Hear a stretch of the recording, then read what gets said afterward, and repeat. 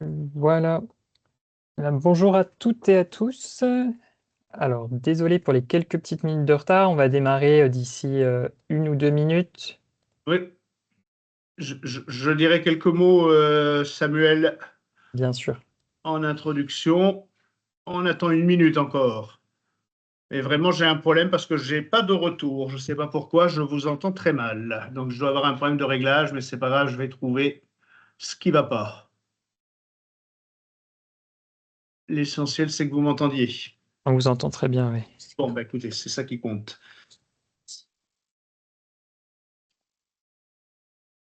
Hop, euh,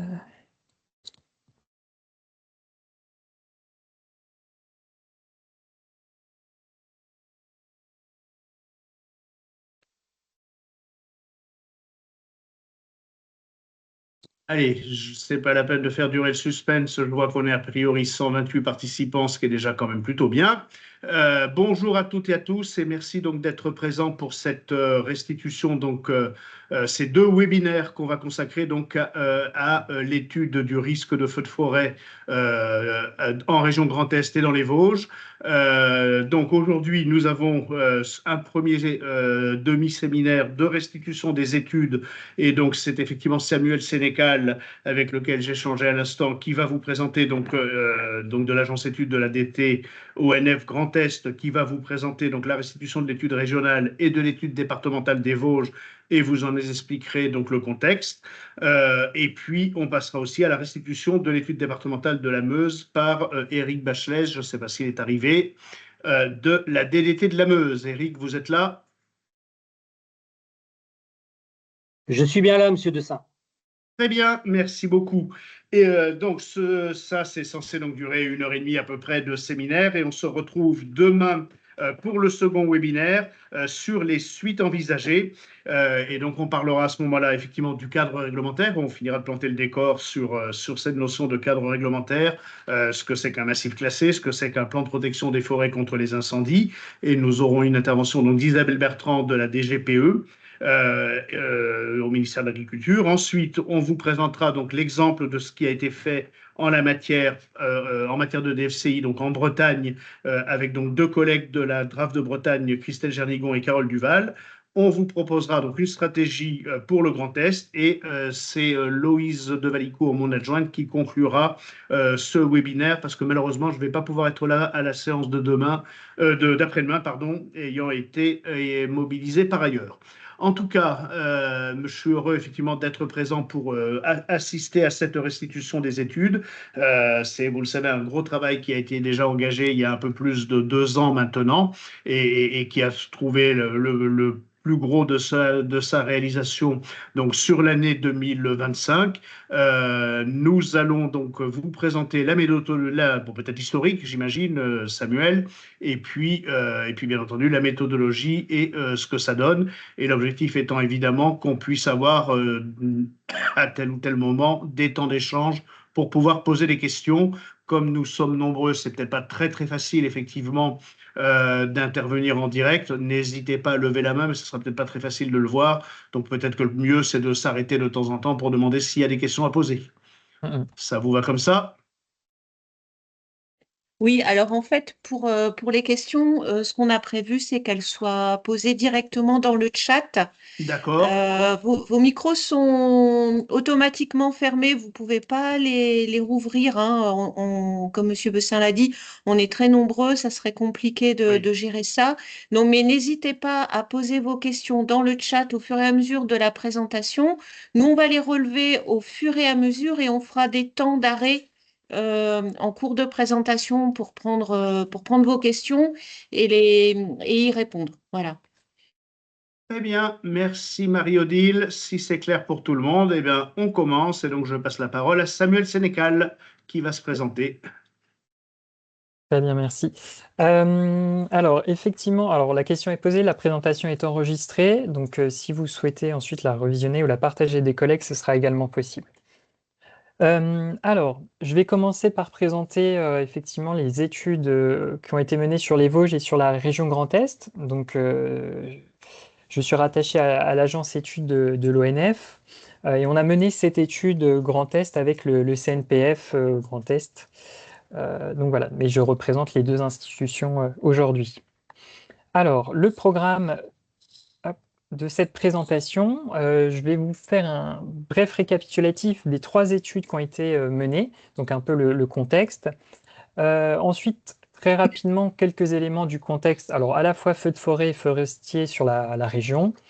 Après, on verra ensemble un peu plus en détail le principe méthodologie des deux études.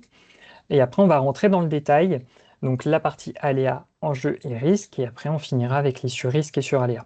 Comme ça a déjà été dit, il y aura des temps de questions et réponses. Donc, n'hésitez pas à les formuler dans le chat et on pourra y répondre et revenir dessus. Alors, les 3 études, pardon, qui ont été menées sur toute la région. Donc, la première, ça a été sur les Vosges, donc une étude qui a été commandée par le SDIS 88 et que nous avons réalisée, qui est finalisée depuis novembre 2025. Il y a une seconde étude départementale qui vous sera présentée ensuite, donc sur la Meuse, qui a été donc commandée par la DDT 55 et qui est réalisée par MTDA. Et enfin, donc l'étude régionale, donc sans ces 2 départements, que nous avons menée avec le CNPF et qui est en phase de finalisation. Les différents livrables sont en train d'être validés. Et nous intégrons également dedans les données de la Meuse et des Vosges. Alors ici, c'est certes une étude régionale, mais elle s'est appuyée sur des copiles départementaux qui ont permis de valider et d'échanger au fur et à mesure de toute la méthode pendant toute cette phase de construction de cette étude. Donc moi, je vais vous présenter les Vosges et le Grand Est qui ont des méthodologies assez similaires et ensuite vous sera présentée donc la Meuse. Donc quelques éléments de contexte. Je vous ai remis ici le taux de couverture par département. L'idée étant de vous présenter la grande hétérogénéité de notre région. On a une région qui est assez couverte au niveau forestier, environ 34% de taux de couverture, ce qui est assez important, au-dessus de la moyenne nationale. Mais on a des grandes disparités en fonction des départements, avec des départements très très boisés, avec presque 50% par exemple pour les Vosges, et d'autres plus agricoles, avec un contexte forcément qui varie de fait.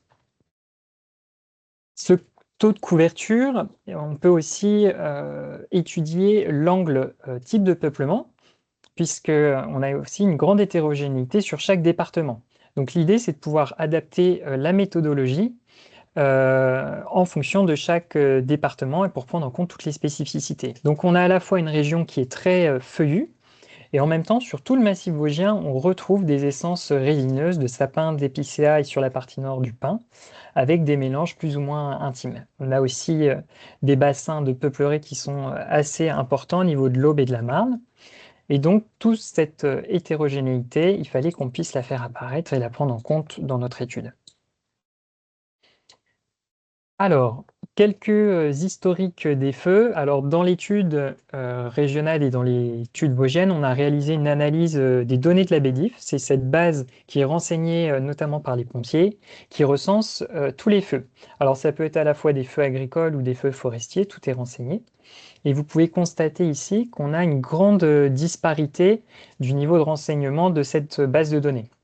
Donc, l'analyse qu'on a pu réaliser au niveau régional, elle a cette limite, c'est que tous les départements n'ont pas le même effort de remplissage de cette base. Alors, cette base, elle se développe progressivement vers le nord, mais au départ, elle a été essentiellement développée pour tout l'arc méditerranéen. C'est ce qui explique cette différence.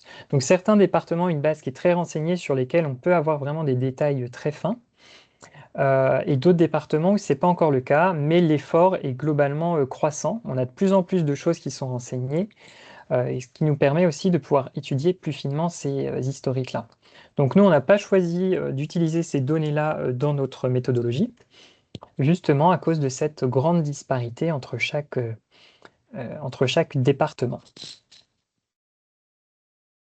Alors, après avoir fait ce petit point de précaution, donc je vous montre quelques chiffres de ces surfaces incendiées. Donc, comme je l'ai dit ici, on a à la fois la partie agricole, forestière, espace naturel. Donc, ça peut représenter des surfaces assez importantes. Donc là, ici, par exemple, vous voyez qu'en 2023, on atteignait autour des 2800 hectares. Donc c'est tout de suite très impressionnant, mais c'est aussi parce que c'est pas que de la forêt dedans. Donc on a une augmentation assez importante des surfaces incendiées, à la fois du fait du changement climatique, mais aussi du fait de l'effort de remplissage de cette base de données. Et là, ce graphique-là, il est important pour pouvoir montrer quel type de feu concerne la région. Donc, c'est essentiellement des feux qui concernent la période estivale. Donc, tous les feux, enfin, la grande majorité des feux se localisent entre juin et septembre. C'est aussi une particularité de la région. En regardant un petit peu plus dans le détail des types de surfaces, là, ici, vous avez la distinction entre feux de forêt, feux dits indéterminés et de végétation. Donc là, idem, ça ne rend pas forcément compte de la réelle surface brûlée, puisque des fois, le niveau de détail n'est pas forcément très bien renseigné, mais ça peut quand même donner une indication assez générale. Et on peut constater que les feux de forêt sont quand même, là encore, très localisés sur cette période estivale, et avec un peu plus ponctuellement des feux de printemps qui sont là vraiment liés à des conditions climatiques très précises, avec une fenêtre de sécheresse qui peut apparaître entre mars et avril, avec ce redout et puis les arbres qui commencent à débourrer et donc les sols qui s'assèchent.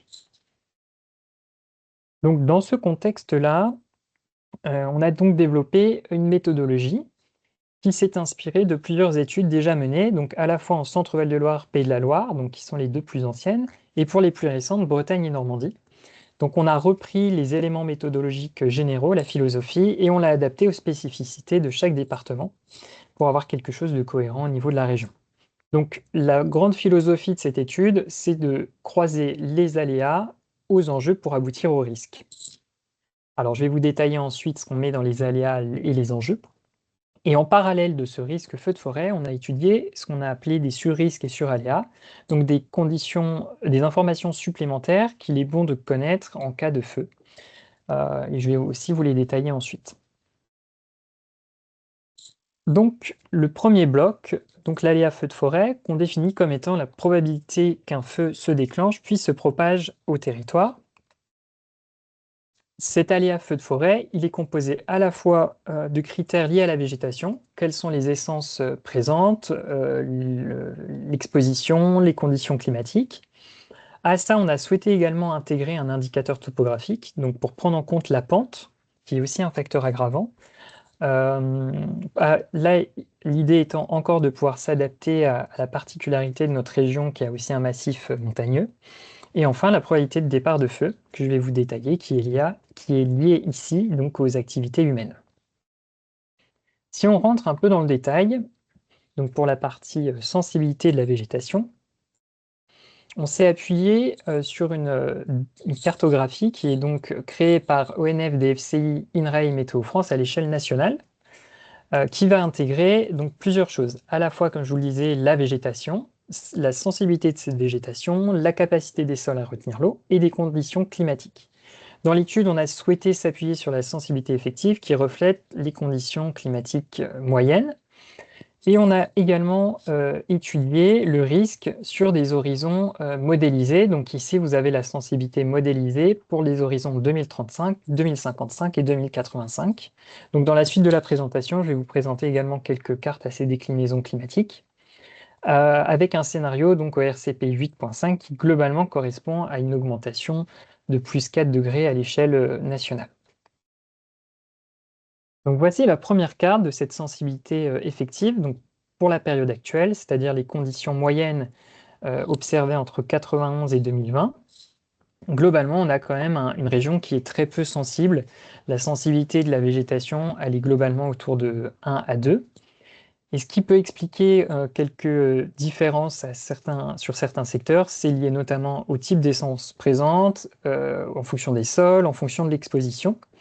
Vous avez donc, par exemple, alors il faudrait qu'on zoome sur ces cartes-là, mais les versants les plus exposés du massif vosgien ressortent, et également certains secteurs où le mix d'essence est particulièrement sensible. En Champagne, par exemple, vous retrouvez sur les camps militaires une végétation qui est très sensible, essentiellement de la végétation herbacée ou végétation basse, sur des sols également qui retiennent assez peu l'eau.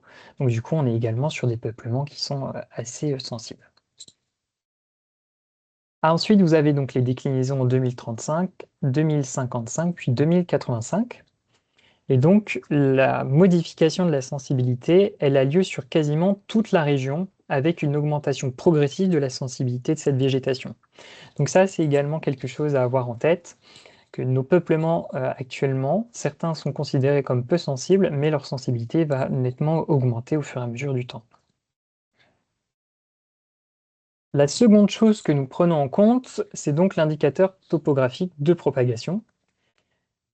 Donc un nom un peu barbare pour en fait décrire le comportement du feu dans les pentes, puisqu'en fait le feu va avoir tendance à accélérer dans les pentes du fait de phénomènes de convection, par exemple, où il va générer sa propre énergie. Donc ça, on tenait à le prendre en compte. On se base pour ça sur une formule qui va prendre en compte à la fois l'angle de la pente et un facteur exponentiel.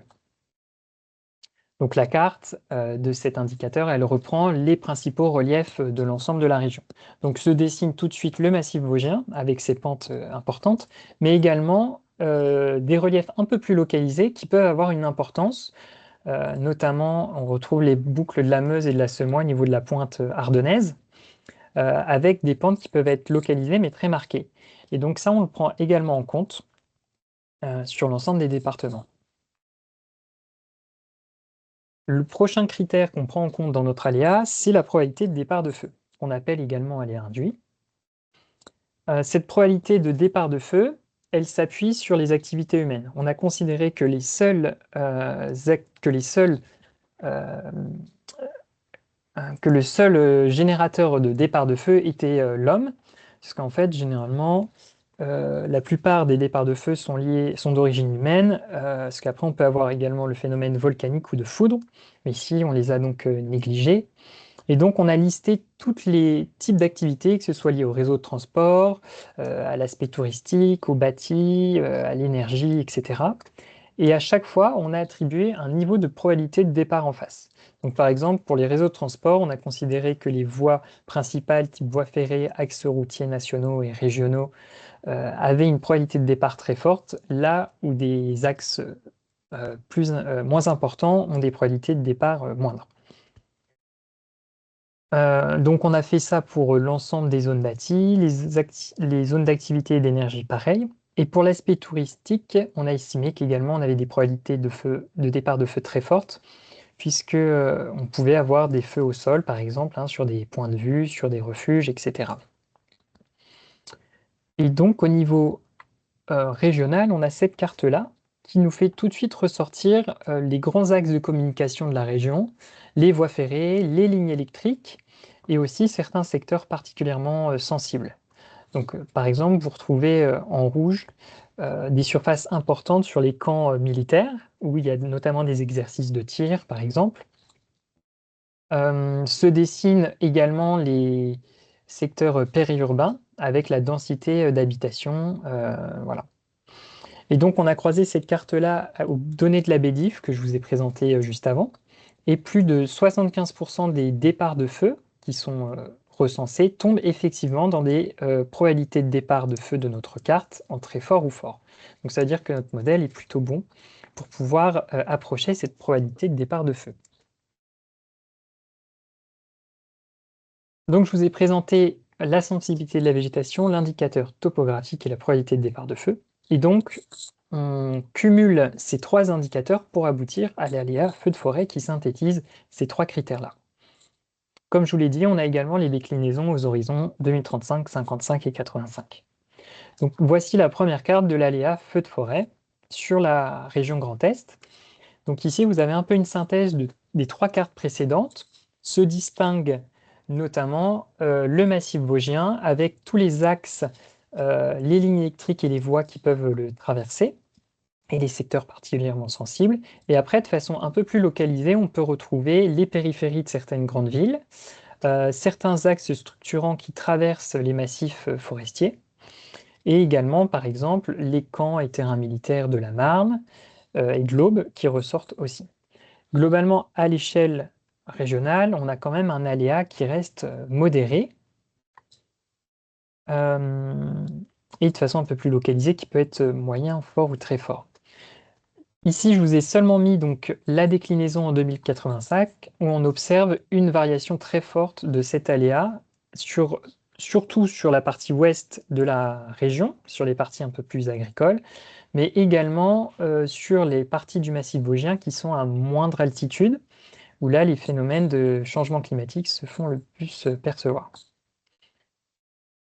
Donc, quelques grands chiffres pour chaque département, où vous retrouvez la décomposition de chaque type d'aléa présent pour chaque département. Donc, comme je vous l'ai dit, on a quand même un aléa qui est surtout faible ou modéré sur l'ensemble de la région et de façon un peu plus localisée, des surfaces qui peuvent être importantes en moyen ou fort. Et vous avez la répartition ici en pourcentage. Par exemple, sur la Marne, on retrouve dans ces 5% ces surfaces de camps et terrains militaires. Mais après, globalement, le risque fort et très fort, l'aléa fort et très fort reste en dessous des 3%. Alors, nous avons donc cette première phase de questions-réponses sur l'aléa feu de forêt, sur les 3 cartes qui vous ont été présentées. Donc, si jamais vous avez des questions, des remarques, c'est maintenant, avant qu'on passe sur la partie enjeu. On n'a pas eu de questions dans le chat sur cette première partie. Donc, je propose qu'on continue. Ah, si, pardon. Pourquoi le choix de l'horizon 2085? Alors, en fait, on a toutes les... Alors là, ici, je vous ai seulement mis la déclinaison 2085, mais on a les déclinaisons également 2035, 55 et 85 qui sont présentées. Ce choix-là, en fait, c'est INRAE, Météo France et l'ONF qui l'ont fait au moment d'éditer leur carte de sensibilité de la végétation. Donc, on est resté sur cette approche-là. Et l'horizon 2085 qui permet de mettre en évidence les changements, alors que sur certains départements, à l'horizon 2035, il y a assez peu de changements, mais par contre, on a vraiment une bascule qui se fait à l'horizon 2085. Voilà, je ne sais pas si ça répond à la question, je pense. Je pense que si. Il n'y a pas d'autres questions. Donc, on va continuer, Samuel. Ok, très bien. Et donc, on peut passer à la partie des enjeux du territoire. Donc, pour mettre en évidence ce qui est possiblement impacté par les feux, on a cherché à être le plus exhaustif possible en listant toutes les catégories d'enjeux. Donc, comme je vous l'ai dit, on s'est inspiré des méthodologies présentes, mais ici, on les a rendues plus exhaustives, puisqu'on a 7 catégories d'enjeux qui sont représentées. On va les détailler ensemble. Et pour petite précision, ils sont étudiés dans ce qu'on a appelé la zone sensible, c'est donc 200 mètres autour des espaces boisés. L'idée étant de mettre en évidence les enjeux qui sont directement impactés en cas de feu. Donc, cette catégorie, et on va commencer par la première, donc les enjeux humains. Là, on s'est également appuyé sur des travaux déjà existants, réalisés par INRAE et ONF, qui visaient à mettre en évidence les zones bâties qui sont vulnérables, et notamment en caractérisant cette interface bâtiment-végétation. Donc, ils ont étudié ici des facteurs de regroupement entre les habitations et un facteur de densité. Donc, on s'est calé sur cette méthodologie-là. On a considéré qu'on avait des enjeux très forts quand on était dans un environnement avec des bâtiments regroupés. Et après, plus on était dans des habitations dispersées et diffuses, et moins l'enjeu était important. Donc ici, petite précision, on prend en compte tous les types de bâtiments, qu'ils aient un usage résidentiel, industriel ou économique. Et donc, on peut très bien avoir des secteurs où on cumule plusieurs enjeux. Et là, on s'intéresse vraiment à cet enjeu humain. Donc voilà ce que donne la carte à l'échelle régionale. Alors à ce niveau d'échelle, on peut percevoir les enjeux humains qui sont très forts ou forts, notamment autour des grandes agglomérations, des villes, des secteurs périurbains. Mais après, de façon plus localisée, notamment sur les cartes départementales ou les cartes des massifs, on peut se rendre compte également des habitats qui sont plus diffus, avec des habitats un peu plus dispersés. Alors là, à cette échelle-là, on ne les perçoit pas forcément. Le prochain enjeu, c'est l'enjeu touristique. Donc là, on a cherché également à être le plus exhaustif possible. Donc la première catégorie qu'on a pris en compte, c'est tout ce qui est lié aux infrastructures, au point de vue, donc qui touche plutôt à des infrastructures, on va dire, en dur.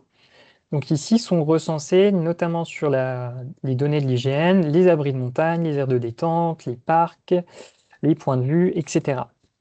Donc là, on a pris cette donnée en s'appuyant sur un niveau d'importance qui est défini également par l'IGN, donc soit en très fort, soit en fort. On a également rajouté à ça les données de sentiers et de chemins en s'appuyant sur plusieurs types de données pour être, encore une fois, le plus exhaustif possible. Donc à la fois des données de l'IGN, des données du Club Vosgien qui est très implanté sur pas mal de départements du Grand Est et également des données externes, donc des données issues de la production collaborative OpenStreetMap. Donc là, c'est les utilisateurs qui peuvent directement rentrer des données. Donc ici, on a mis en évidence les sentiers et les chemins balisés soit en fort, soit en très fort. Et pour sélectionner ceux qui sont en très fort, on s'appuie sur le classement des communes, donc soit classement touristique, station verte, station classée, en considérant qu'il y avait un accent plus fort sur l'aspect touristique pour ces communes-là. Donc voilà ce que ça donne à l'échelle régionale. Et on retrouve la densité très importante de sentiers qui parcourent tout le massif vosgien du nord au sud, avec ces sentiers dans tous les sens. Et on retrouve aussi, de façon un peu plus localisée parfois, les sentiers qui peuvent être présents autour de certaines grandes villes, autour de certaines forêts périurbaines, et après dans certains secteurs de façon un peu plus localisée. Alors également à cette échelle-là, on ne perçoit pas forcément les petites infrastructures ou les petits sentiers locaux, mais ils sont bien sûr présents et représentés. Le prochain enjeu, c'est donc l'enjeu économique forestier. Là, l'idée, c'est de pouvoir mettre en avant l'aspect production de bois, que ce soit du bois d'œuvre, du bois d'énergie, du bois d'industrie. Et comme on a une région qui transforme toutes les essences, que ce soit du feuillu ou du résineux, on n'a pas fait de distinction au niveau des essences, mis à part pour le peuplier, où là, on a considéré qu'on avait des temps de production qui étaient courts et des peuplements relativement peu vulnérables. Et petite adaptation locale de l'Aube et de la Marne pour les peupliers, où là, la filière étant très structurante, on les a considérés au même titre d'importance que les autres essences. Et pour toute la région, on a souhaité également mettre en avant les peuplements qui sont classés. Donc, c'est des peuplements qui sont utilisés pour produire les graines et les plants qui viennent alimenter toute cette filière de reconstitution forestière. Donc, ceux-là sont également mis en avant en enjeu très fort. Donc voici la carte. Vous retrouvez les patchs rouges en très fort qui correspondent à ces peuplements classés. Et après, globalement, tout est plutôt en orange. De façon un peu plus... si on zoome, on pourrait voir que certaines surfaces de peupleraies sont en moyen, sauf sur l'Aube et la Marne. Et en vert, vous retrouvez des surfaces de camps et terrains militaires où là, la production de bois n'est pas l'objectif principal. Et donc, celles-là, on les a donc classées en enjeux faibles. Voilà pour cette carte d'enjeu de production forestière. Le prochain enjeu, c'est l'enjeu industriel, commercial et infrastructurel. Là, on a cherché à mettre en avant les enjeux qui peuvent présenter un surrisque immédiat ou qui peuvent entraver la lutte face au feu. Donc, on a d'un côté les enjeux industriels et commerciaux. Donc là, on va recenser tous les sites qui peuvent être soit en jeu, soit à risque. Donc les sites Céveso, les sites ICPE, les installations type dépôt d'hydrocarbures, postes de gaz, toutes les usines. Et sur l'aspect infrastructurel, là, on vient prendre en compte les axes de transport qui sont structurants et stratégiques pour la région, ce qui est lié aux télécommunications, ce qui est lié aussi à l'énergie, donc notamment, comme je l'ai dit, les lignes électriques et les installations de production d'énergie, donc centrales photovoltaïques, centrales nucléaires, etc. Donc là, en fonction du niveau d'importance de ces sites, on a également attribué un enjeu soit très fort, fort ou moyen. Et donc à l'échelle de la région, voilà ce que ça donne. On retrouve encore ici les grands axes, les grandes lignes électriques et certains sites industriels. Et donc là, tout l'intérêt également de pouvoir faire une vue un peu plus zoomée sur les secteurs qui mettent en avant ces sites particuliers. Le prochain enjeu qui est un enjeu un peu particulier pour la région, c'est les enjeux des édifices et terrains militaires, puisqu'on a une région qui est quand même assez concernée par cet enjeu-là. Là, on cherche à mettre en avant tous les édifices et terrains militaires, qu'ils aient une vocation d'exercice, de champ de tir, de base, de camp, etc. Donc on met en avant tous les ouvrages qui sont toujours utilisés, et également ce qu'on a appelé les ouvrages militaires. Donc là, c'est plutôt ceux qui ne sont plus utilisés, mais qui ont une valeur un peu patrimoniale, ou également de risques particuliers liés à l'aspect pyrotechnique. Donc voilà ce que donne cette carte. On retrouve à cette échelle-là notamment les camps, les terrains militaires, les champs de tir, les bases, etc. Et à noter que pour les Vosges, c'est la petite subtilité, cet enjeu n'était pas pris en compte. Et donc c'est la seule différence qu'on aura entre l'étude Vosges et l'étude Meuse au niveau des enjeux. On passe à notre avant-dernier enjeu, donc les enjeux environnementaux. Et là, on a listé tous les types de zonages existants sur la région, donc à la fois des zonages réglementaires ou contractuels. On retrouve donc notamment toutes les réserves naturelles, les zones Natura 2000, les espaces naturels sensibles, les SNIEF, certains zonages spécifiques à l'ONF, type îlot de sénescence, îlot de vieillissement, et également une adaptation au parc national de Forêt qui est à la fois sur la Haute-Marne et la Côte d'Or, avec un statut un peu particulier sur lequel on a adapté donc cette pondération. Donc vous retrouvez ici tous les types de zonage. Je vais vous montrer sur la cartographie ce que ça donne. Et donc on retrouve notamment les réserves, les sites Natura 2000 et les arrêtés de protection de biotopes en très fort. Et donc on peut constater qu'on a on a pas mal d'enjeux environnementaux, enfin de zonages environnementaux sur tous les départements, ce qui fait qu'on a une mosaïque assez impressionnante ici. Ce qui n'était pas présent également, je crois précédemment, oui, parce que la liste n'était pas assez longue, on a également, il me manque une ligne en fait, on a également pris en compte les parcs naturels régionaux, donc qui sont en modéré, et également les sites UNESCO. Donc ça a été des adaptations qu'on a réalisées au niveau des copiles départementaux notamment. Et donc notre dernier enjeu, c'est l'enjeu patrimonial, où là on vient lister tous les classements culturels. Donc on va retrouver les sites classés et les sites inscrits, les monuments historiques avec leur périmètre de protection, et les sites patrimoine remarquable, et puis les sites UNESCO, puisqu'on en a quelques-uns présents sur la région. Donc là, ici, pas de distinction sur le type d'enjeu. Et donc, voilà ce que ça donne à l'échelle régionale. Et donc, on peut passer aux enjeux agrégés, où là, on vient synthétiser tous ces enjeux. Donc, c'est 7 catégories. Donc ici, on a adopté des niveaux de pondération différents en fonction des enjeux. Donc, on a cherché à mettre en avant d'abord les enjeux humains. Donc les enjeux humains et touristiques ici sont considérés au même niveau, puisqu'en fait c'est la protection des personnes, parce que c'est directement c'est ce qui doit être préservé en priorité ici. Donc un niveau de pondération de 6. Ensuite, on retrouve donc les enjeux économiques forestiers, les enjeux industriels, commerciaux, infrastructurels, à un niveau 3. Et après, à un niveau de 2, les édifices terrains militaires, les zonages environnementaux et l'aspect patrimonial. Donc ça, on s'est inspiré des méthodologies dont je vous ai parlé tout à l'heure, mais qu'on a adaptées, puisqu'ici on est plus exhaustif.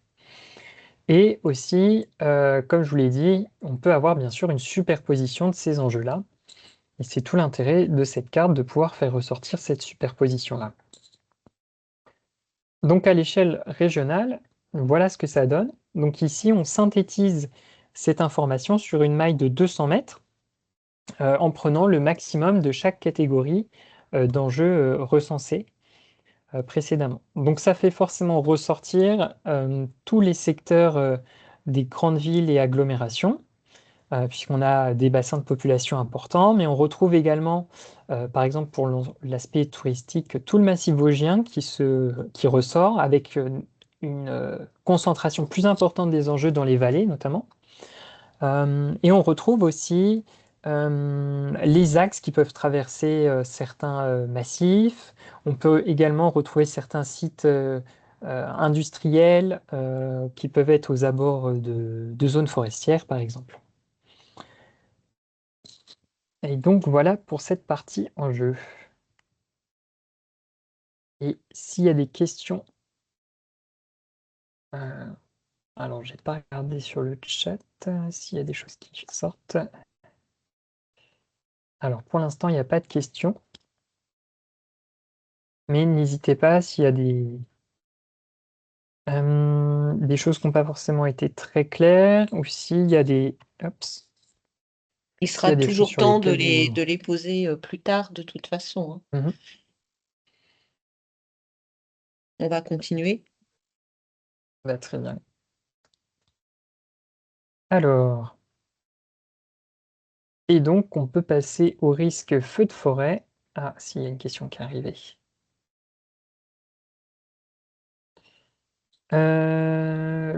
Les enjeux agrégés correspondent bien à la formule de pondération. Oui, c'est ça. En fait, on a donc un facteur 6, 3 ou 2. Et on le divise par 24. Donc en fait, on vient faire une moyenne majorée, une moyenne en prenant les maximums. Et en fait, on réattribue entre 0 et 5 pour avoir encore nos 5 niveaux d'enjeu ici. Donc c'est ça en fait l'enjeu agrégé, c'est toute cette pondération de toutes les catégories d'enjeux précédemment présentées.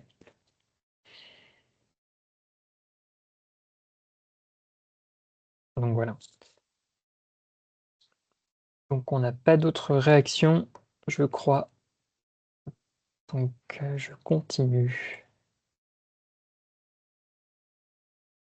Et donc on peut passer au feu de forêt. Alors, donc le feu de forêt, donc, qui est défini comme étant le croisement de l'aléa et des enjeux.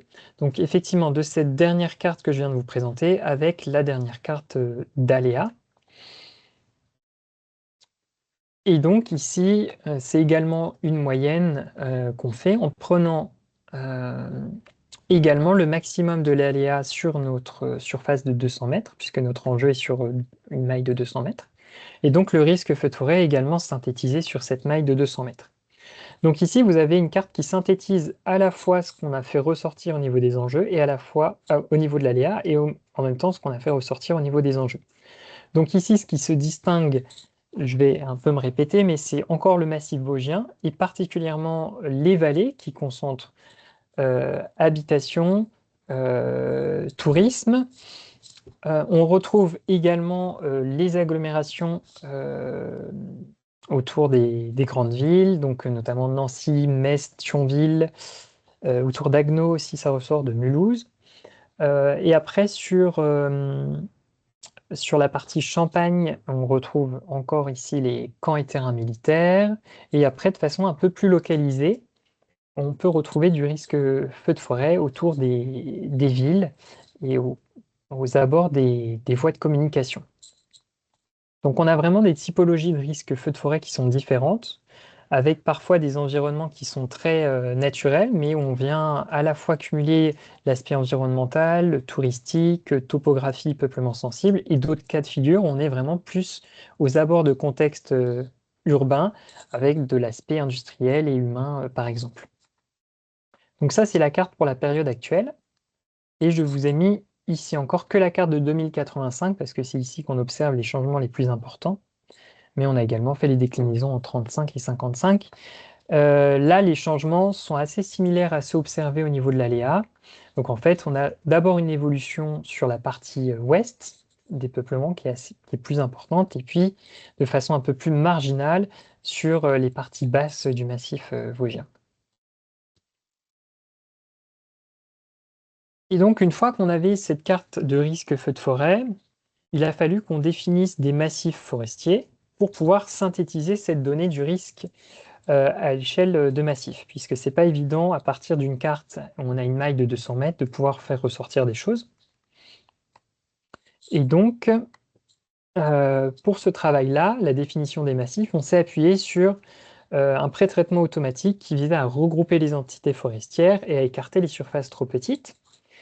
Et ça a été un gros travail qu'on a mené au niveau des copiles départementaux pour à la fois faire ressortir des massifs qui sont cohérents en termes de risque, de type forestier, et également en termes de continuité forestière, puisqu'on cherchait vraiment à regrouper ce qui était continu. Et donc on a délimité ces massifs, notamment avec des axes, des surfaces de plaine, des fleuves, etc. Et donc, par exemple, sur les Vosges, pour pouvoir attribuer ce niveau de risque au massif, on a utilisé cette méthodologie-là, où en fait, vous avez ici une représentation du taux de risque par massif pour attribuer une synthèse de risque. Donc vous avez, par exemple ici, le risque très fort, fort, moyen, modéré ou faible. Et dès qu'on atteignait un seuil de 25% sur ce massif, on attribuait tout ce niveau de risque au massif. Ça permettait de synthétiser et d'avoir une vision plus large de ce qui se passe sur la surface d'un massif. Donc voici la carte sur les Vosges qui a été produite. Donc on a 29 massifs qui ont été dessinés et avec un contexte montagneux, un contexte au centre et un contexte plaine, d'où les lettres ajoutées à la suite des nombres. Et donc sur les Vosges, il y a deux massifs qui ressortaient avec un niveau de risque fort, et les membres du COPIL vosgiens ont également souhaité mettre en avant les massifs autour de ces deux qui ressortaient, puisqu'on était également dans des contextes particuliers, à la fois d'aléas et d'enjeux. Donc voilà, c'est ces massifs-là qui sont prioritaires au niveau des Vosges. Donc ça, c'est la méthode qui a été appliquée sur le massif, sur les massifs forestiers des Vosges. Et par contre, pour la méthode régionale, on a utilisé une autre méthodologie où on vient étudier à la fois le risque fort et très fort, et à la fois tout ce qui est supérieur au risque moyen, donc moyen, fort et très fort. Ça a permis de faire ressortir des cas un peu plus particuliers qu'on avait à l'échelle régionale, qui n'étaient pas présents sur les Vosges. Ça permet de faire ressortir les massifs, par exemple, qui n'ont très peu de forts ou très forts, mais qui ont des surfaces très importantes d'enjeux, de risques moyens. C'est le cas notamment autour des camps et terrains militaires de la Champagne. Et ça nous permet également de faire ressortir des massifs où on a une concentration très forte de risques forts et très forts. Je vais vous montrer donc à quoi ça peut ressembler. Donc là, par exemple, vous avez un massif dans le Haut-Rhin, et vous avez en dessous le niveau de chaque risque sur ce massif. Donc par exemple, sur ce massif, on a plus de 20% des surfaces qui sont au risque fort. Donc on va se situer dans notre dernière colonne de notre tableau, puisqu'on a un risque fort et très fort supérieur à 15%. Et on a un risque moyen qui est supérieur à 65%. Et donc on est sur notre dernière ligne, donc on est en niveau de priorisation 1. Donc ces niveaux de priorisation, ça permet de synthétiser le risque sur les massifs. Et on a donc 4 niveaux de priorisation qui sont définis et qui permettent comme ça d'avoir une idée un peu plus large de ce qui se passe sur une zone forestière. Donc voici la carte à l'échelle régionale qu'on a appliquée sur tous les départements. Vous retrouvez donc les découpages des massifs avec le niveau de priorisation. Ces niveaux de priorisation, ça a pour but de pouvoir aider les services de l'État et les acteurs locaux pour pouvoir prioriser certaines mesures, que ce soit des mesures d'attribution de moyens, de recherche sur la desserte, d'allocation humain, de prévention, etc. Et donc, on retrouve en tout ici 7 massifs en priorité 1. Et après, vous retrouvez la plupart des massifs en priorité 2 sont localisés sur tout le massif vosgien, et avec quelques cas un peu particuliers de secteurs périurbains, aux abords par exemple de Forbach, aux abords de Metz, de Thionville. Et après, on retrouve en niveau de priorité 3, par exemple, toute la périphérie de Nancy, certains massifs vosgiens sur lesquels on a un tout petit peu moins d'aléas et d'enjeux, le secteur autour d'Agno, de Mulhouse, la pointe ardennaise qui cumule l'aspect industriel du fait de la centrale et de toutes les lignes électriques, et à la fois topographique, avec des pentes très marquées, et les camps et terrains militaires de la Champagne. Donc voilà ce que donne cette carte de priorisation des massifs. Et donc on va pouvoir passer, oui c'est ça, la carte des questions. Si on a, je crois que j'ai vu des notifications passer. Oui, il y a 2 questions. Alors, sensibilité effective, aléa, risque, quelle est la période considérée? Est-ce que c'est celle des feux estivaux, 16 juin, 15 septembre? Alors, effectivement, la sensibilité effective qui est définie sur la carte, elle vise à représenter les feux estivaux. Alors, il y a une étude qui est actuellement en cours, une cartographie, pour pouvoir également faire une carte de la sensibilité hivernale, mais pour l'instant, on ne l'a pas. Donc, effectivement, c'est surtout une sensibilité effective estivale qui est représentée, mais qui peut quand même s'appliquer aux feux hivernaux. Donc, pour l'instant, on n'a pas cette cartographie, donc c'est vraiment des feux d'abord estivaux. Ok. Alors, on a une autre question. Vous avez expliqué en début de présentation que la donnée de recensement des incendies était trop inégale pour permettre un emploi à l'échelle de l'analyse régionale. Cependant, sur les territoires où la donnée de recensement des feux était plus complète, avez-vous pu comparer la carte du risque modélisée avec cette donnée réelle pour analyser sa robustesse? Alors, oui. Alors, on n'a pas utilisé la carte du risque, mais on a utilisé la carte d'aléa, puisque l'idée de la carte d'aléa, c'est la probabilité de départ de feu et de propagation. Donc, on a mis de côté les enjeux pour voir où effectivement on avait des surfaces plus importantes qui étaient brûlées. Et là, on arrivait à plus de 80% des surfaces brûlées qui étaient dans des aléas forts et très forts. Donc là, on avait encore une bonne concordance entre les données de l'historique et les données d'aléas. Mais par contre, on n'a pas comparé au risque, puisque le risque, on intègre la dimension enjeu en plus. Donc on cherchait vraiment à expliquer la propagation et la probabilité de départ de feu. Autre question. Ouais. Les massifs s'arrêtent-ils aux limites administratives? Est-ce qu'une étude identique est-elle envisageable pour la bordure 88-70? Alors, effectivement, quelque chose que j'ai pas précisé. Merci pour la question. On s'est justement pas appuyé sur les limites administratives. Vous aviez notamment ici la carte avec ce massif sur le Haut-Rhin. Et en fait, ici en noir, vous avez la délimitation du départemental.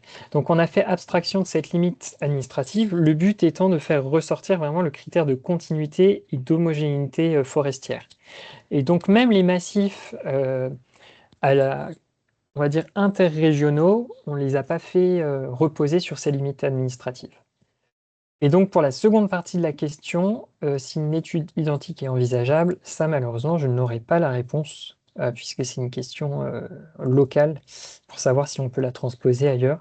Mais en tout cas, tout est fait pour que elle puisse être, cette méthodologie puisse être appliquée ailleurs. Mais bon, ça dépendra bien sûr des décisions en local. Est-ce qu'on a d'autres questions? Alors, on a une autre question. Quel est l'impact des dépérissements des massifs sur les aléas? Alors, Euh, Au niveau des dépérissements, alors, alors plusieurs choses. Donc la carte de sensibilité effective a été mise à jour en 2023 et elle prenait en compte notamment les dépérissements observés, euh, notamment sur les surfaces scolitées. Donc le Grand Est et puis la Bourgogne-Franche-Comté ont particulièrement été impactés. Donc ces surfaces ressortent.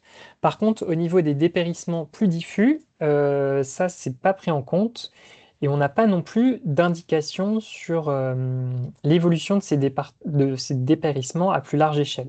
Donc ça, effectivement, on ne l'a pas pris en compte directement pour pouvoir évaluer cette évolution des dépérissements.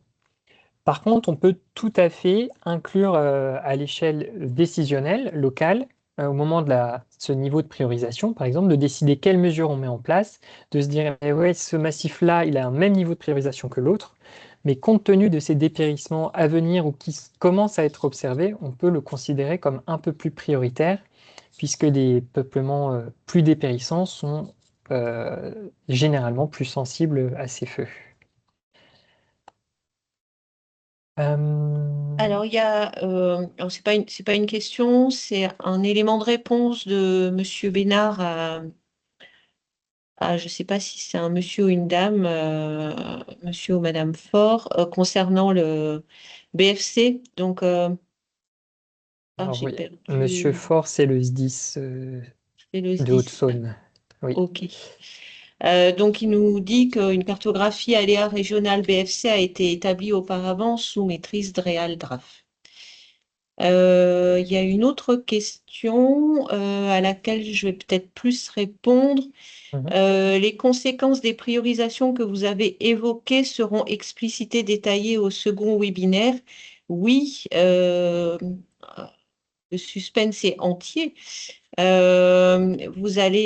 va vous expliquer quelle est la stratégie régionale qu'on envisage suite à tous ces travaux, en ayant bien en tête que une priorisation, comme l'a dit Samuel, c'est juste une attention portée sur un massif pour le mettre en avant. Ça ne veut pas forcément dire qu'il y aura une prise de décision dessus. Il va falloir engager une concertation pour savoir ce qui va être fait, hein. Ça va être fait voilà, après des concertations locales et tout ça vous sera expliqué au second webinaire. Je crois qu'il y avait une question avant. Non, Non, c'était c'était une plus un remarque. constat. Alors par contre, on en a une autre qui vient d'arriver. La surface des massifs n'a-t-elle pas un fort impact sur leur classement final? Oui, effectivement, ça peut avoir un impact puisque plus on élargit les surfaces, plus on est susceptible d'intégrer dedans des surfaces avec des risques moindres et donc de diluer quelque part ce niveau de risque. Mais justement, tout le travail a été de pouvoir concentrer les délimitations de massifs sur des secteurs assez homogènes en termes de risques. Et donc, quand on avait des fortes concentrations de risques forts, très forts et moyens, par exemple, on essayait de les englober au maximum pour créer une entité homogène. Donc en fait, ce phénomène de dilution de surface, comme on fait ce travail de choisir quel secteur on regroupe, ben, il est plus si important que ça. Alors, on a encore une autre question qui concerne la prise en compte du dépérissement, notamment à l'horizon 2085. Par exemple, dans le cas de l'épicéa, la phase facilement inflammable dure très peu de temps. Une fois que les épicéas seront cuits, ils vont être remplacés par d'autres essences et toute la partie sensibilité effective est à actualiser. Ben oui, effectivement, comme on est sur l'analyse de quelque chose de vivant, effectivement, c'est quelque chose qui peut évoluer à la fois naturellement et à la fois aussi sous l'action de l'homme. Donc effectivement, c'est quelque chose qui peut être bon d'actualiser à intervalles assez réguliers. Après, l'évolution forestière, bien sûr, s'il y a des catastrophes sanitaires très importantes, ça peut complètement remettre en question tous les positionnements qu'on peut avoir. Donc, c'est quelque chose qui peut être bon d'actualiser en fonction des éléments de contexte. Et je crois que la question suivante fait Elle est en écho à lien. ça. Ouais. Donc, Oui. quelle sera la période pour actualiser cette étude? Je commence, Marie-Odile, et vous Oui. terminerez. Euh, Généralement, ce qui est plutôt réalisé pour ces actualisations d'études, c'est à peu près tous les 8-10 ans. Donc voilà, c'est ce qui est observé ailleurs. Et puis ça dépend aussi bien sûr de l'évolution, comme je le disais, de l'aspect forestier et puis aussi des données qu'on nous met à disposition pour faire ces études-là. Donc voilà, je ne sais pas Marie-Odile si vous vouliez compléter. Bah non. Non, c'est ce que j'allais dire, en sachant en effet que s'il y a des bonnes raisons pour actualiser l'étude en cours de route, parce qu'on se rend compte pour suite à divers événements que il y a besoin de réactualiser, il faudra le faire. Mais voilà, le délai normal paraît plutôt être une dizaine d'années.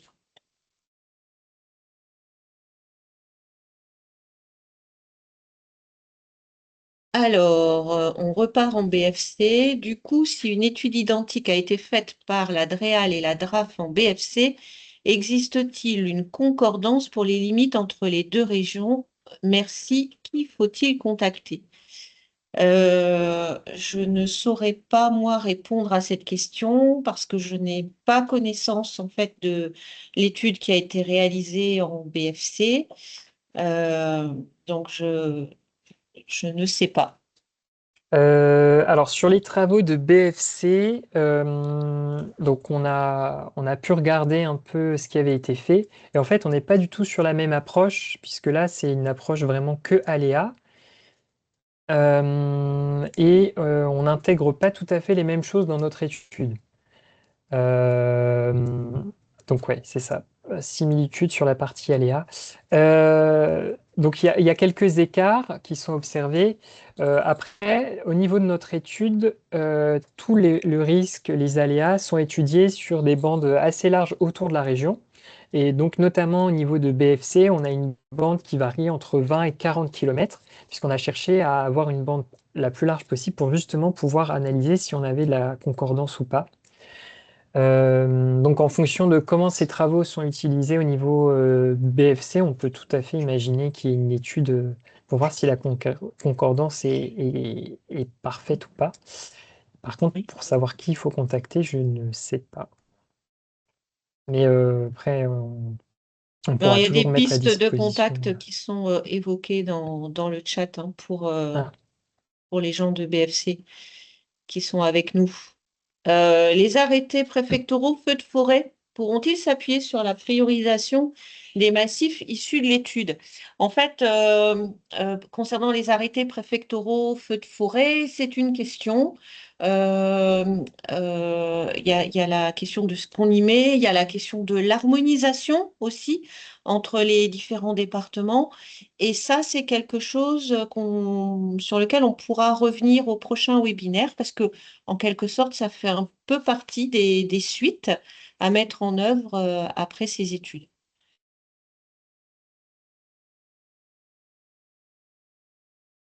Est-ce que l'étude va s'étendre sur les terres agricoles? non. Non. En fait, on prend en compte l'aspect agricole, mais plutôt comme étant un facteur de propagation du feu. Donc en fait, on a considéré les surfaces agricoles comme étant génératrices de feu. Et donc c'est en ça qu'on les a prises en compte. Mais après, non, effectivement, on ne va pas étudier la différence de risque de feu agricole. Après, la carte de probabilité de départ de feu peut être quand même un indicateur pour savoir où se localise plutôt ce risque de départ de feu. Mais non, effectivement, c'est pas un des objectifs de l'étude. Alors, concernant le partage des fichiers, des résultats de cette étude avec la région BFC, évidemment, on peut partager tout ce qu'on a. On a déjà été contacté par des DDT de BFC et tous ces résultats peuvent être mis à disposition en sachant que on a demandé à l'ONF, hein, à notre chargé d'études, d'étendre notre étude jusque sur les départements qui ont une frontière administrative avec Grand Est sur la bordure, en fait. Une bordure assez large, hein, je ne l'ai plus en tête. Ouais. Samuel va vous le dire. Voilà, on le voit là sur la carte. Donc, ces informations-là peuvent être communiquées sans problème, évidemment. Alors, une autre question. Enjeu pour les forêts anciennes. A priori, plus forte naturalité ou plus de biodiversité présente dans celle-ci. Est-ce que ça a été pris en compte? Je pense que c'est ça la question. En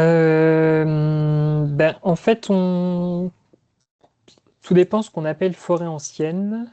Mais après, si on a des forêts qui ont des classements particuliers, donc je pense notamment aux réserves biologiques, généralement c'est plutôt celles-là qu'on cible pour de la protection, c'est plutôt des forêts anciennes. Donc effectivement, elles sont prises en compte.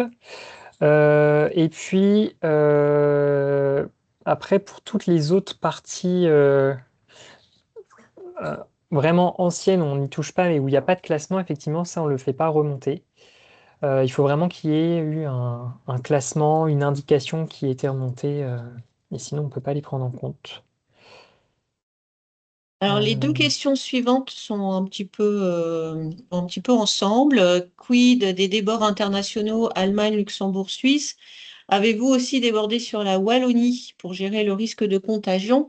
En fait, la présentation n'est pas terminée, donc Oui, vous allez avoir cette partie-là juste après. c'est ça.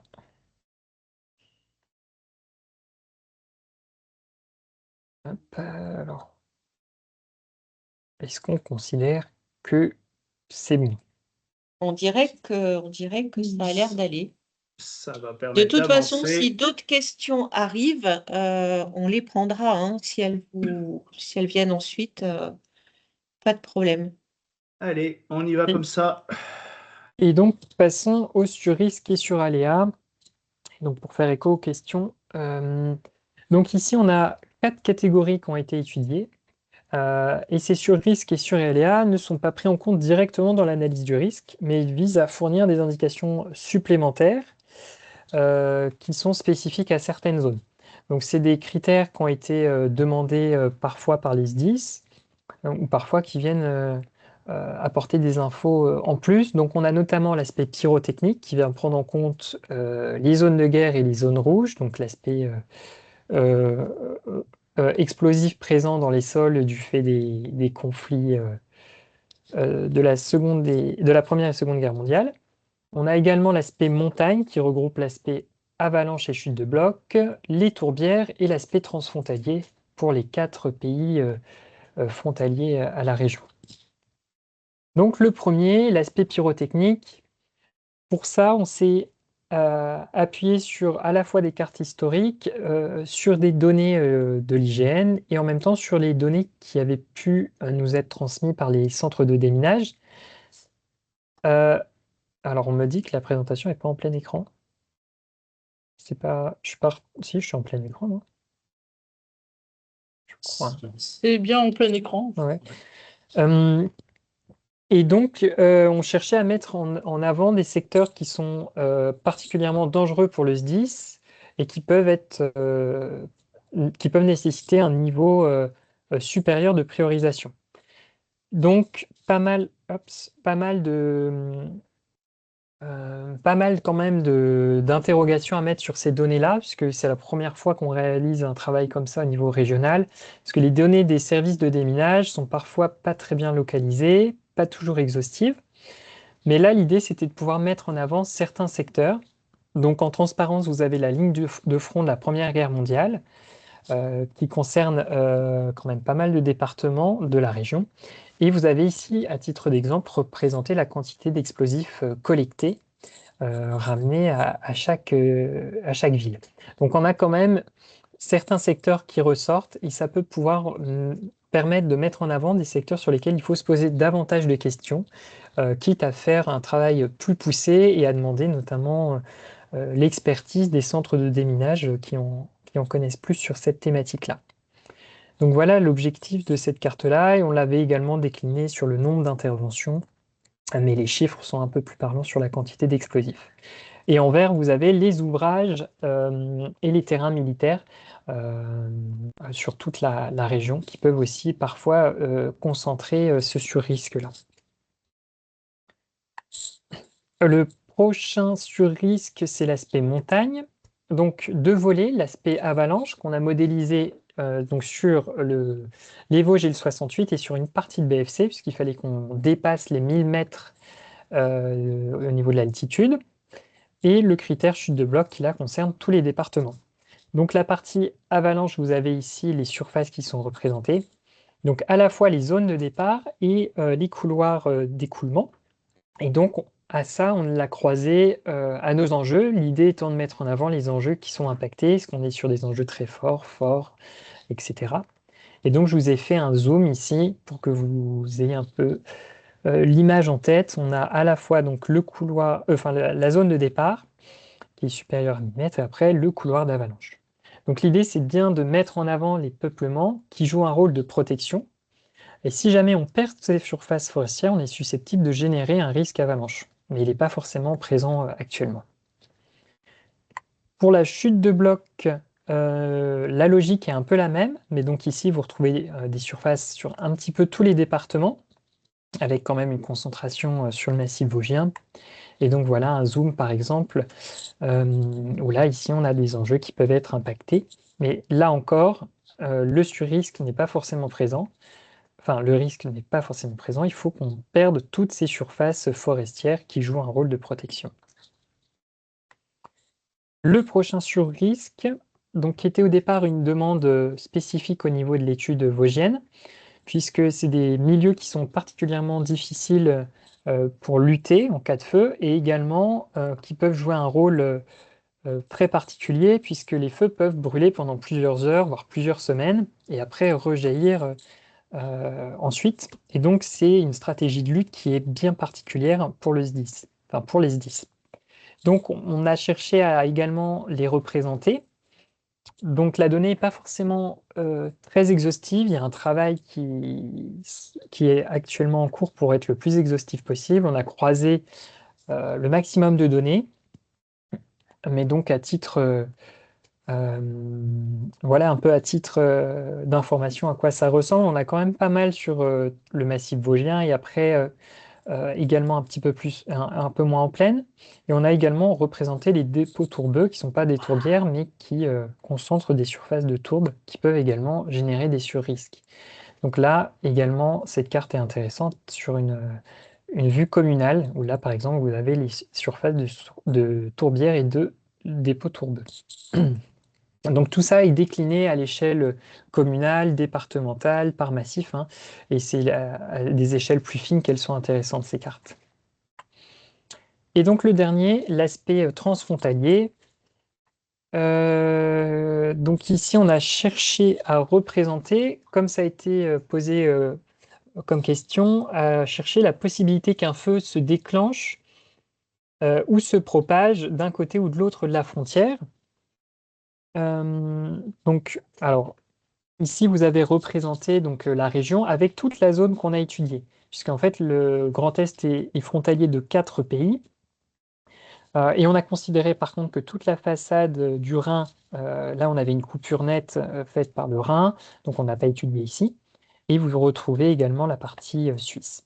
Donc ici, on a reconstitué un aléa comme sur la méthodologie régionale, en s'appuyant sur la probabilité de départ de feu, en reconstituant également une sensibilité de la végétation à partir des données qu'on a pu récupérer, et également sur la topographie, donc en s'appuyant sur la même méthode.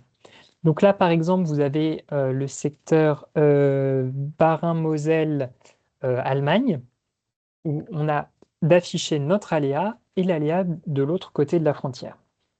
Et donc, vous avez les limites de massif aussi. Donc, voilà à peu près à quoi ça ressemble. Là, je vous ai fait un zoom sur une commune, également sur la partie donc allemande. Et donc, vous avez l'aléa comme ça qui est continu de chaque côté de la frontière. Et donc, on l'a sur cette maille assez fine et on a également cherché à les synthétiser. Donc là, on a un niveau de pression qui est défini, qui permet d'avoir une image un peu plus synthétique de ce suraléa. Donc il est synthétisé sur cette zone de 500 mètres. Et donc là, par exemple, sur cette partie-là, on est sur une pression très élevée, et ici sur une pression élevée, puisqu'on a des peuplements moins sensibles, avec moins de topographie, par exemple. Et donc ça, on l'a fait pour les 4 pays frontaliers, avec à chaque fois des zooms à l'échelle massif et communale. Et donc voilà, donc si jamais il y a des questions sur ces surrisques et suraléas, c'est le moment, parce que je suis arrivé au bout de ces surrisques.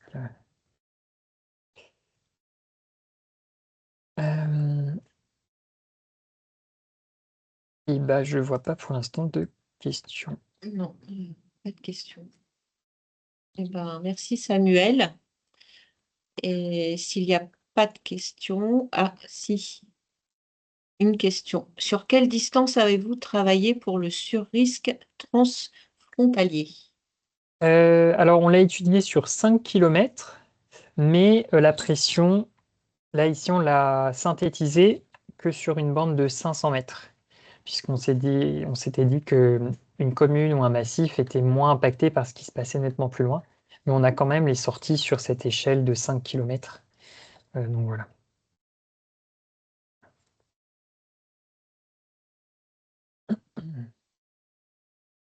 Eh ben, on va laisser la parole à Éric Bachelet qui va vous présenter l'étude du département de la Meuse.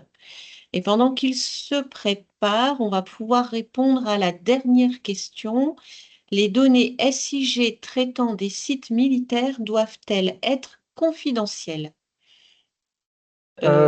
Sachant qu'on se base sur de la donnée publique qui n'a pas été réalimentée par les préfectures, non, je pense pas. On a juste confirmé que certains sites étaient toujours en activité pour être certain que la donnée IGN était à jour, mais c'est tout. Donc, pas de critères de confidentialité. On voit bien votre écran, Eric. Donc, parfait. Voilà. Donc, bonjour à toutes et à tous. Vous m'entendez, Samuel? C'est bon, oui, parfait. parfait. Parfait. Donc, je suis Éric Bachelet, chargé de mission suivi agro-sylvo-cénégétique et chargé de la mise en place de la DFCI au sein du département de la Meuse. Et je travaille à la DDT. Donc, pour faire le pendant à l'étude régionale, donc, Monsieur le préfet de la Meuse a décidé légèrement avant le lancement de l'étude régionale de partir sur une étude départementale. Donc, c'est pour ça que sur le département de la Meuse, nous avons une étude qui est légèrement différente de celle de la région Grand Est. Vous avez pu voir tout au long de la présentation de Samuel que les références sont à peu de choses près identiques, parce qu'un des travaux de la phase de l'étude régionale était l'harmonisation ou au moins une restitution sensiblement identique de toutes des 3 études au niveau régional. C'est pour ça que vous avez pu voir tout au long de la présentation que le département de la Meuse n'avait pas été exclu de cette présentation-là régionale. On va voir si ça fonctionne. Voilà. Donc, pour le département de la Meuse, ce qui a été essentiellement pris en compte, c'est dégradation de l'état de santé des forêts, dépérissement important dans certains secteurs, notamment des secteurs de Douglas, des problèmes sanitaires, donc épicéa et frêne en ce moment, et la remise sur pied le 24 août 2022 de la sous-commission pour la sécurité contre les incendies de forêt de la CDCSA, donc commission départementale de sécurité. Alain. Sécurité. Je sais. Bon, le A, je ne saurais plus, mais je pourrais vous le retrouver. Donc, cette commission a validé certains objectifs, et notamment l'élaboration d'un plan hors sec feu de forêt pour le département de la Meuse, avec sa spécificité zone rouge, donc zone de guerre. Lancement de la démarche recensement des voies pouvant servir à la DFCI, l'élaboration d'un guide pour ces voies, la formalisation de la contribution du monde agricole à la lutte contre les feux de forêt et la rédaction d'une doctrine d'implantation des parcs photovoltaïques. Donc, tous ces sujets-là sont issus de la réunion de la sous-commission du 24 août 2022. Voilà, le A, c'est accessibilité. On vient de me le retrouver. Donc, la méthodologie, elle est assez peu différente de l'étude régionale, à quelques subtilités près. Donc, une évaluation et cartographie du risque incendie de forêt dans le département de la Meuse, avec la description du phénomène d'incendie, la caractérisation des aléas incendies, donc aléas induits, dont Samuel en a évoqué le terme tout à l'heure, et l'aléa subi, l'identification des enjeux du territoire, les mêmes que lors de l'étude régionale, avec une petite subtilité concernant les enjeux touristiques, et la sélection des massifs sensibles. Ça, c'est les différentes phases de notre étude départementale. Et la particularité de l'étude Meuse, c'est dans sa troisième phase où on se trouve en ce moment, c'est l'élaboration d'une stratégie de défense des forêts contre les incendies qui devrait déboucher à terme, après la décision probablement avant l'été, d'une troisième réunion de la sous-commission feu de forêt sur un plan départemental de PDPFCI, donc de lutte contre les incendies de forêt.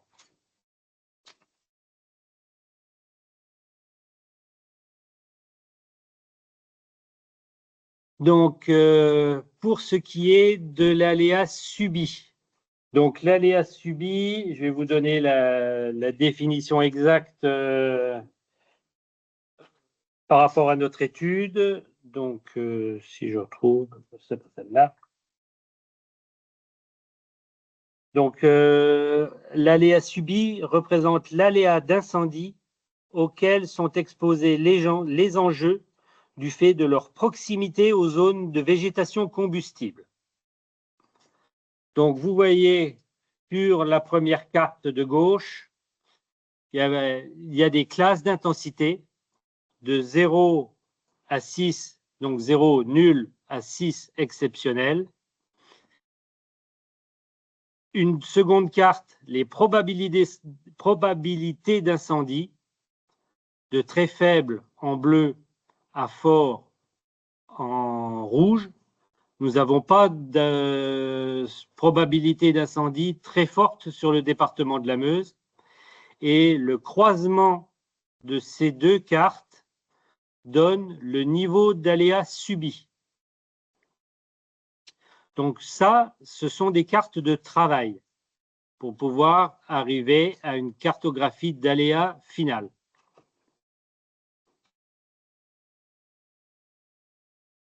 L'aléa induit, dont parlait Samuel tout à l'heure. Donc, vous voyez sur la carte de gauche les surfaces menacées.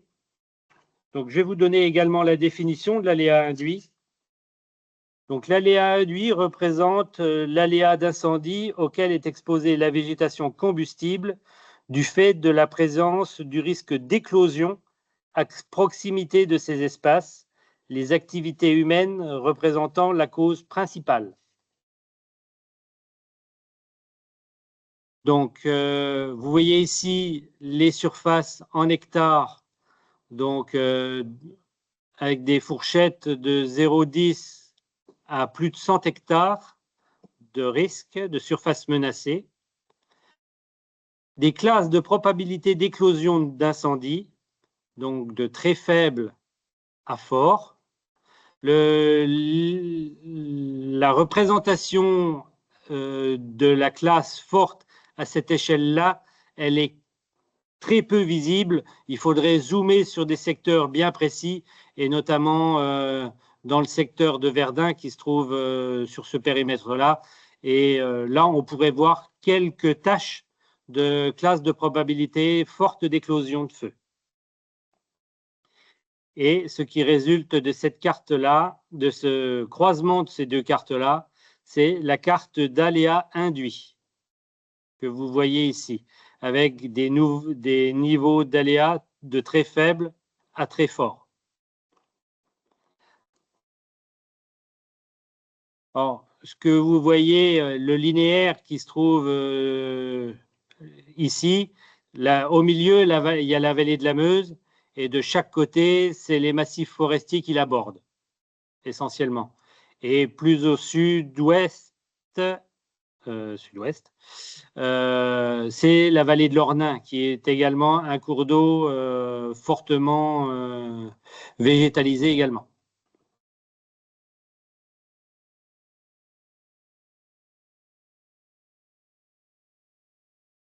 Alors, voilà pour ces classes d'aléas par rapport à l'étude régionale. Donc, si je reviens sur la présentation initiale. Si vous avez des questions, ben pour l'instant, il ne semble pas. Je reviens. On continue. On continue.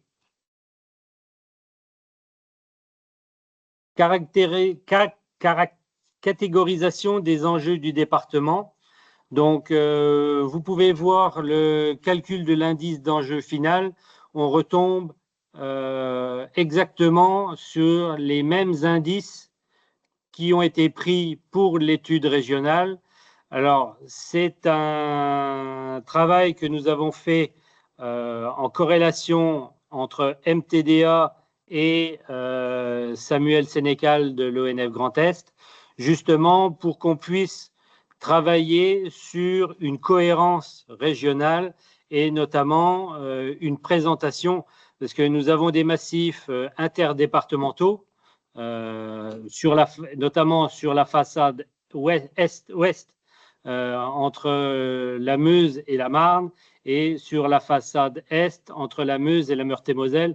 Les Vosges, c'est un peu moins flagrant, mais c'est essentiellement ces deux départements-là où on a des massifs interdépartementaux, et c'était compliqué de pouvoir mener une concertation adaptée, disons, largement différente d'un côté et de l'autre de la limite départementale.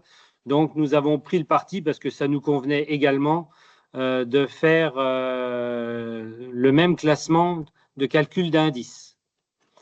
Et vous voyez là, au milieu secteur nord du département, donc c'est la zone autour de à l'est de Verdun, nord-est de Verdun, donc c'est essentiellement les champs de bataille. Donc on a une représentation aussi flagrante, parce que nous avons autant d'enjeux humains que d'enjeux touristiques. Et c'est pour ça que nous avons de l'aléa fort et de l'aléa très fort en fonction des sites touristiques du devoir de mémoire.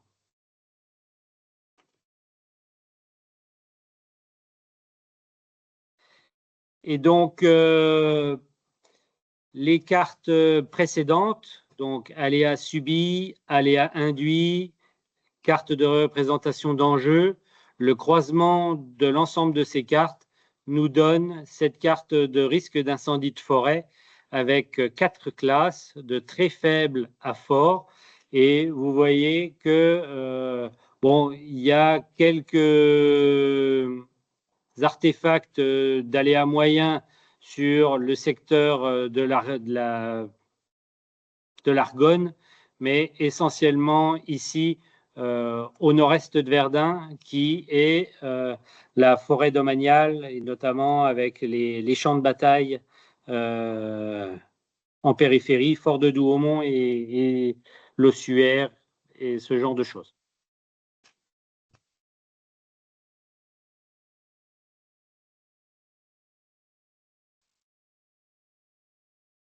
Donc, nous sommes allés un tout petit peu plus loin que l'étude régionale en proposant en faisant une proposition au regard de toutes ces cartes, ce classement, cette hiérarchisation d'aléas, d'enjeux, une proposition de classement de massif à risque. Alors, vous voyez que ce qui ressort de classement de massif à risque au titre de l'étude, c'est également la zone des champs de bataille au nord-est de Verdun, Verdun-Est, champs de bataille. Et nous avons également trois niveaux dans ce classement de massif, donc massif à proposer, à classer, mais également des massifs dont un interdépartemental avec la Marne pour des massifs à surveiller. Alors, ces massifs à surveiller vont faire partie de la stratégie donc dans la 3e phase, parce que nous avons réalisé, au même titre que l'étude régionale, une projection sur les années 2035 et 2055. On a exclu 2085 du fait des très fortes incertitudes liées au changement climatique. Les projections à 2085 ne nous semblaient pas pertinentes, donc on s'est arrêté à 2055. Et c'est dans cet objectif, à 2035 et 2055, que nous avons fait une proposition de massif à surveiller pour que, à partir de 2035, on puisse éventuellement faire une proposition de massif supplémentaire à surveiller. Et vous voyez ici, dans le bas de ma présentation, 2 flèches avec un astérix ici. C'est le secteur sud de Gondrecourt-le-Château, qui est limitrophe avec le département de la Haute-Marne, qui est également la zone du stockage souterrain de Bure-Saudron. Donc, c'est un secteur qui ne ressort pas au titre de l'étude, mais lors de la présentation au dernier comité technique de lancement de restitution de la synthèse des entretiens bilatéraux pour la stratégie, Monsieur le Préfet a souhaité qu'on étudie également le classement de ce massif, de ce secteur-là, parce qu'il y a un peu plus qu'un massif, de ce secteur-là en massif à classer à risque. Donc, le bureau d'études retravaille dessus pour voir quel est le levier d'action qu'on pourrait mettre en place pour potentiellement classer prochainement, avant l'échéance de 2035, ce secteur-là.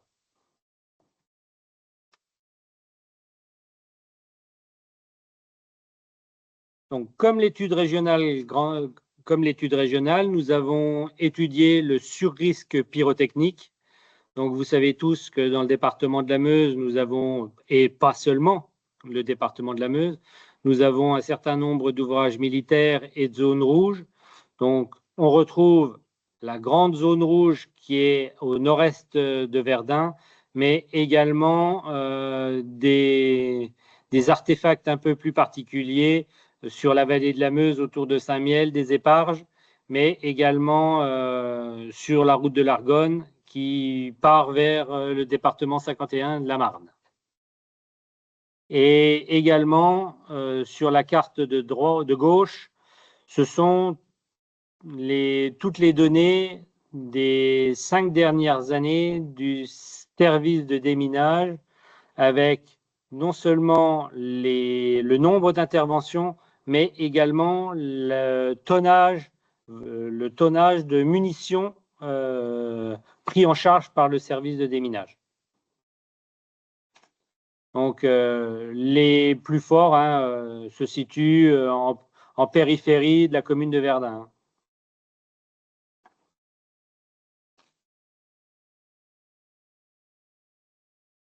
Nous avons également étudié le surrisque tourbière. Donc, dans le département de la Meuse, nous avons deux sites Natura 2000 qui sont classés au titre du Conservatoire des espaces naturels lorrains. Donc, le marais de Chaumont de Vendonvillers et le marais de Pagny-sur-Meuse qui se trouve à proximité de la limite départementale Meuse-Meurthe-et-Moselle.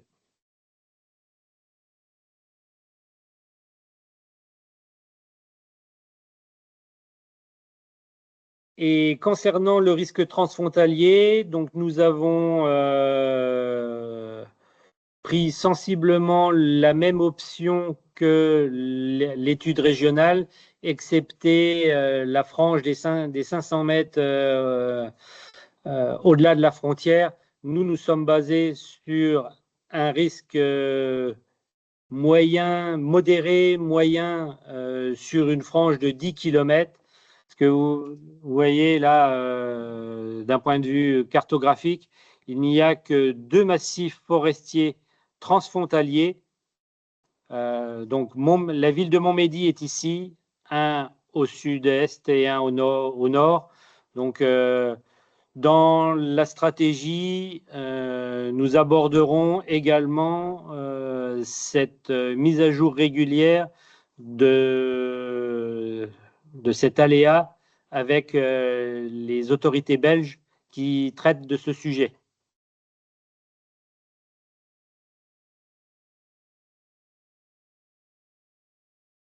Et donc, j'en ai terminé pour les spécificités de l'étude Meuse. Donc, je suis à vos questions.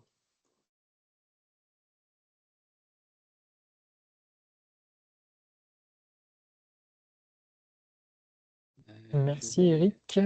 Pour l'instant, rien dans le chat. Je vais arrêter le partage. Et en effet, on n'a pas de questions.